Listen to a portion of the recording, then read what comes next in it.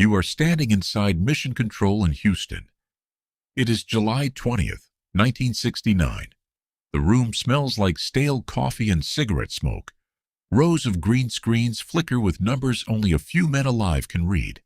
Neil Armstrong's voice crackles through the static, thin and steady, as the lunar module Eagle drops toward the surface of the moon. Then an alarm blares. 12:02. Nobody in the room has ever seen this code fire during a real landing. 26-year-old flight controller Steve Bales has seconds to decide. The guidance computer is overloaded, choking on radar data it does not need. Abort now, and Apollo 11 flies home with no landing at all. Wait too long, and if he is wrong, Eagle could slam into the Sea of Tranquility with 2 astronauts inside. Bales makes the call. Go.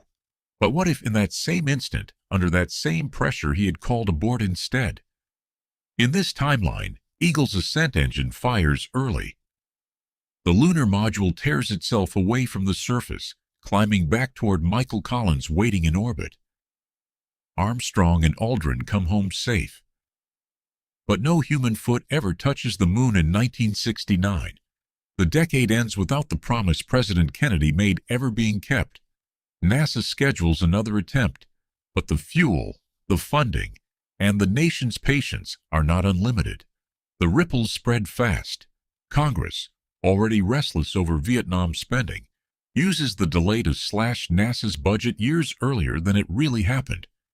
The next landing attempt does not fly until well into the 1970s. If it flies at all, the Soviet Union, still technically in the race, redirects its own moon program instead of quietly folding it. Without a clean American triumph to point to, Cold War propaganda plays differently for a decade. The line "one small step for man" is never spoken, and no photograph of a bootprint becomes the symbol of what your country can do. The technology built to save that mission never gets its victory lap either.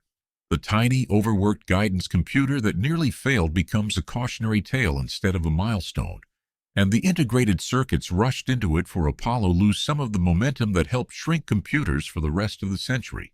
Engineers who might have joined the space program in triumph choose other careers instead. Your smartphone, built on decades of miniaturization that Apollo helped kickstart, arrives later, if it arrives in quite the same form at all. Trust shifts too. A generation that grew up believing America could do anything grows up instead watching a program stumble in public. Faith in big federal science projects erodes earlier, and later ones fight harder for funding, from the shuttle to the space station to Mars. The confident, wealthy, tech-forward identity many Americans carry into the 1980s never quite forms the same way. Museums that today hold moon rocks under glass hold empty display cases instead, waiting for a mission that keeps slipping further down the schedule.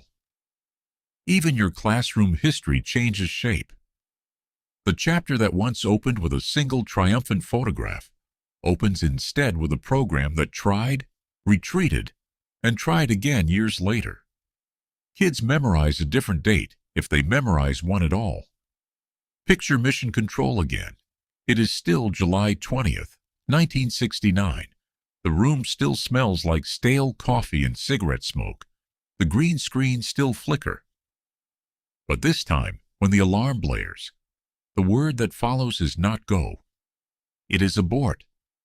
And in your world, the one shaped by that single word, no bootprint has ever waited in the dust of the Sea of Tranquility.